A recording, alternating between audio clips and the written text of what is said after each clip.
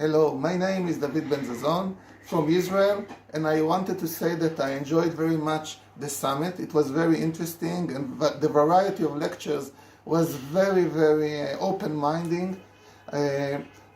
My story is that I am working on improve my eyesight after I understood that in the years I am wearing glasses, each year my number is getting up and up.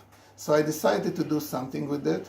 I discovered that in Israel there are few people that are helping others in natural vision. One of them is Dr. Gabriela Bar, which I now in contact with her.